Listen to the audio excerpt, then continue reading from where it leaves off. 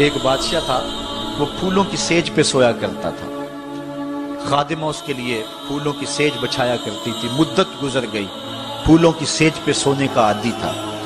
ایک دن خادمہ نے سوچا، لونڈی نے سوچا، روزانہ بادشاہ اس سیج پہ سوتا ہے، پتہ نہیں کیا لطف ہوگا۔ کمر سیدھی کرنے کے لیے، اس سیج کا لطف اٹھانے کے لیے وہ بھی لیٹ گئی۔ سیج تیار کرنے کے بعد ایک لمحے کے لیے کمر سیدھی کی تو سارے دن کی تھکی ہوئی تھی، آنکھ لگ گئی۔ بادشاہ وقت پر اپنے حجلہ میں داخل ہوا، اپنے اس خاص کمرے میں داخل ہوا تو ایک لونڈی کو پھولوں کی سیج پہ سویا ہوا دیکھا تو غیرت سے جل بن کے کباب ہو گیا۔ ایک لونڈی کی یہ اوقات کہ بادشاہ کی سیج پہ سوئے۔ اس نے جلاد کو بلایا، کہا اس کو الٹا لٹکاؤ اور اتنا مارو کہ اس کی جان نکل جائے، تاکہ باقی خدام کو پتا چل جائے کہ بادشاہوں کی سیجیں، ان کے بستر، ان کے گھر کتنے مقدس ہوا کرتے ہیں۔ لونڈی کو الٹا لٹکا دیا گیا اور جلاد ضرب پہ ضرب لگا رہا ہے، کوڑے پہ کوڑا مار رہا ہے۔ وہ چیختی ہے، روتی ہے، بچا لو مجھے، میری جان نکل رہی ہے۔ روتے روتے کیا خیال آیا کہ اس نے ہنسنا شروع کر دیا۔ بادشاہ نے جلاد کو کہا رک جا، اس لونڈی سے پوچھ روئی کیوں ہے، اسے یہ بھی پوچھ ہنستی کیوں ہے۔ جلاد نے کہا لونڈی بتا روتی کیوں ہے۔ اس نے کہا تجھے نہیں پتا جب کوڑا لگتا ہے تو جان نکلنے کو آتی ہے، نزع کا عالم طاری ہو جاتا ہے۔ کہا یہ تو سمجھ ہے، لیکن ہنستی کیوں ہے؟ کہا ہنسی مجھے اس بات سے آئی ہے کہ چند لمحوں کے لیے سوئی ہوں، اتنی تکلیف کاٹ رہی ہوں، سوچا جو عمر بھر ہو گئی سوتے ہوئے جس کو، اس کا کیا بنے گا؟ جس کی زندگی بیت گئی اس سیج پہ سوتے ہوئے، اس کا کیا بنے گا؟ صاحبو، یہ دنیا پھولوں کی سیج نہ بنائیں، اس دنیا کو اللہ کی عبادت کے لیے گزاریں، ذکر فکر میں گزاریں، سحری کے وقت اٹھ کے مصلی پہ کھڑا ہو کے رونا سیکھیں، اللہ کے حضور آئیں، سارے کام چھوڑ دیں، رزق کی تلاش میں رازق کو بھول نہ جائیں۔ تم سمجھتے ہو دکان بند کر کے چلے گئے تو شاید میری آج کی سیل کم ہوگی۔ سیل دینے والا، رزق دینے والا، رزق کے دروازے کھولنے والا وہ رب ہے۔ جاؤ اس کے حضور جاؤ اور جا کے اس سے مانگو، مالک، رزق کا مالک بھی تو ہے، تیرے ہاتھ میں سارے خزانے ہیں، میری مدد فرما۔ دیکھنا کہ رحمتوں کے کس طرح دروازے کھلتے ہیں اور جو تمہیں ملتا ہے اس میں برکت کتنی ہوتی ہے۔ آج ہر بندہ یہ کہہ رہا ہے کہ میرے کاروبار میں برکت نہیں ہے، لاکھوں کماتا ہوں، پتہ نہیں چلتا جاتے کدھر ہیں۔ مسئلہ اصل ہے یہی کہ رزق میں بے برکتی آ گئی ہوئی ہے، اس لیے کہ ہماری پیشانی میں سجدے نہیں رہے، ہماری آنکھوں میں حیا نہیں رہا، ہمارے لبوں پہ قرآن کے نغمے نہیں رہے، ہماری سوچوں میں پاکیزگی نہیں رہی اور خیالوں میں طہارت نہیں رہی۔ آج غلاظت ہی غلاظت، گند ہی گند، اور جو ہے وہ شہوت ہی شہوت اور بے حیائی ہی بے حیائی آنکھوں میں، نظروں میں، خیالوں میں بھر دی گئی ہے۔ بازار میں چلے جائیں، گھر چلے جائیں، گھر کا دروازہ بند کر کے، مقفل کر کے بھی گھر آپ سمجھتے ہیں کہ میں محفوظ ہو گیا ہوں، آج تو وہاں بھی محفوظ نہیں رہا جاتا۔ عجیب صورتحال بنی ہوئی ہے۔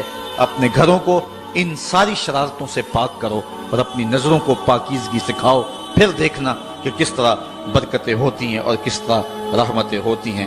عبادت کے دو مفہوم حضرت امام راضی نے بیان فرمائے ہیں۔ آپ فرماتے ہیں التعظیم لامر اللہ، عبادت کا مفہوم یہ ہے کہ اللہ کے امور کا، اس کے حکم کی تعظیم کی جائے۔ اللہ تعالیٰ جل شانہ کا حکم ہے تو دل جھک جائیں اس کے حضور اور اس کو ہی بڑا جانا جائے۔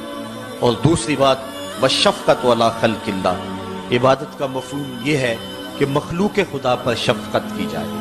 حضرت امام غزالی نے اربعین کے اندر لکھا کہ عبادت کی 10 قسمیں ہیں، ان میں سے پہلی قسم نماز ہے، جو عبادات میں سب سے اہم اور سب سے بڑی عبادت ہے۔ دوسری قسم زکوٰۃ ہے، تیسری قسم روزہ ہے، چوتھی قسم حج ہے، پانچویں قسم تلاوت کلام مجید ہے، اور چھٹی قسم ہر وقت ذکر الہی میں رہنا ہے، ساتویں قسم حلال رزق کے لیے کوشاں رہنا ہے، اور آٹھویں قسم پڑوسی، ہمسائے، ساتھی اور دوستوں کے حقوق ادا کرنا ہے، اور نویں قسم امر بالمعروف اور نہی عن المنکر کرنا ہے، اور 10ویں قسم اتباع رسول صلی اللہ علیہ وآلہ وسلم کرنا ہے۔ یہ عبادت کی صورت ہے۔ اب معاشرے کے اندر کچھ لوگ تو عبادت کرتے نہیں اور ان کا عبادت نہ کرنا غفلت کی وجہ سے۔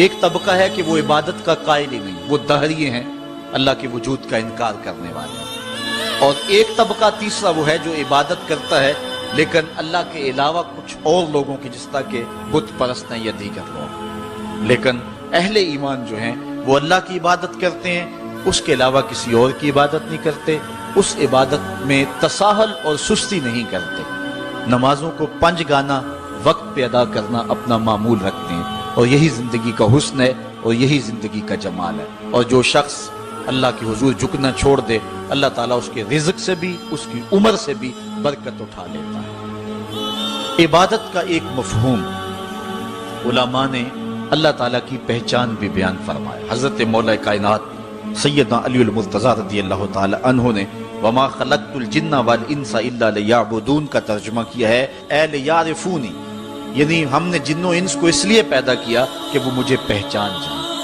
اللہ تعالیٰ جل شانہ کی پہچان بندے کے اوپر جو ہے وہ ضروری ہے، اور جو شخص اس دنیا پہ رہ کے رب کی معرفت حاصل نہ کر سکا تو وہ قیامت کے دن بھی نابینا اٹھایا جائے گا۔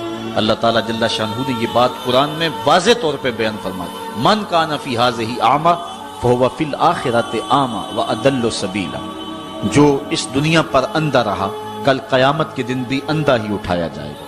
اس سے ان آنکھوں کی جو ہے وہ بے نوری مراد نہیں ہے، وہ تو حدیث میں آتا ہے جو آنکھوں سے آزمایا گیا کل قیامت کے دن اس کو اللہ جزا دے گا۔ اس سے دل کی بے نوری مراد ہے۔ ساری زندگی گزار دی، کاروبار کا پتہ کیسے کرنا ہے، سیاست کا پورا پتہ ہے کیسے کرنی ہے، ایک ایک امر کا پتہ ہے، ہر چیز کا پتہ ہے، نہیں پتہ تو جس نے پیدا کیا ہے، جو ہمارا خالق ہے، جو ہمارا رازق ہے، جو ہمارا مالک ہے، ہم لمحہ لمحہ ایک ایک ساتھ ایک ایک گھڑی جس کے محتاج ہیں۔ شیخ سعدی فرماتے ہیں سانس اندر جائے تو پھر بھی اس کے محتاج ہیں، اندر سے خیریت سے باہر آئے تو پھر بھی اس کے محتاج ہیں، اگر اندر والا باہر نہ آئے تو پھر بھی موت، باہر والا اندر نہ جائے تو پھر بھی موت۔ تو ہم ایک سانس میں کئی بار اس کے محتاج ہیں اور لمحہ لمحہ اس کے محتاج ہیں، جو ہماری ہر ضرورت کی کفالت کرنے والا ہے، جو ہمارا خالق بھی ہے، رب بھی ہے، مالک بھی ہے اور ضروریات کا کفیل بھی ہے، اور اس کو ہم نہیں پہچانتے۔ باقی ہر دنیا کی چیز ہمیں آتی ہے، ہمیں ایک ایک چیز سے پتہ ہے، ہمیں اتنا بھی پتہ ہے کہ فلاں کرکٹر نے چوکے کتنے لگائے اور چھکے کتنے لگائے ہیں، اس نے فلاں میچ میں سینچریاں کتنی کی ہیں، ہمیں اتنی تفصیلات کا علم ہے، ایک ایک شخص کے بارے میں ہمیں پتہ ہے، لیکن نہیں پتہ تو اس کا نہیں پتہ جو ہماری شاہ رگ سے بھی نیڑے رہتا ہے، جو ہمارے دلوں کے قریب رہتا ہے، جس نے ہمیں زندگی کی بہاریں اور زندگی کا جمال دیا۔ آئیے اپنے رب کو پہچانیں، اور جو شخص اپنے رب کی معرفت حاصل نہیں کر سکا وہ قیامت کے دن بھی اندھا اٹھایا جائے گا۔ اللہ تعالیٰ جل شانہ نے محبوب علیہ الصلوۃ والسلام کے سینے پہ اترنے والی اس کتاب میں اس بات کو اعلانیہ طور پر واضح بیان فرمایا گیا۔ اسی لیے اقبال نے کہا تھا دل بینا بکر طلب خدا سے کہ آنکھ کا نور دل کا نور